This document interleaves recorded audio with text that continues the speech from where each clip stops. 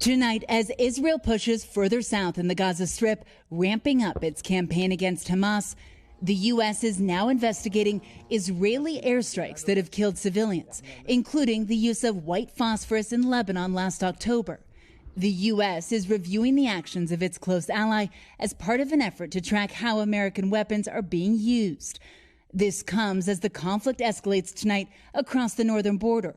Israel striking back at Iranian-backed Hezbollah after an Israeli soldier was killed in a cross-border rocket attack. And tensions also high in the occupied West Bank.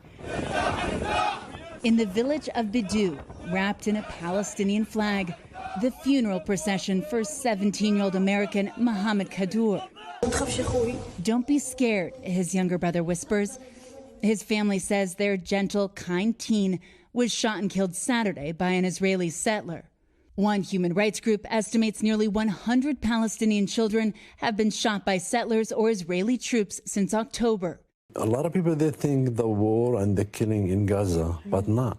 It's in West Bank too. We met his parents, Ahmed and Hanan. Born in Florida, Mohammed was a senior in high school here. His 16-year-old cousin Malik was with him Saturday afternoon at a popular place for picnics. I heard gunshots, Malik says. Mohammed was shot twice in the head, the blood still on Malik's jacket. All our life has changed. We are not the same as before. Everything is different. U.S. officials visited the family earlier today. We're looking for justice. Do you think you'll get it?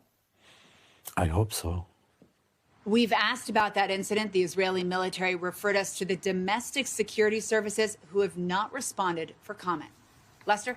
Thanks for watching. Stay updated about breaking news and top stories on the NBC News app or follow us on social media.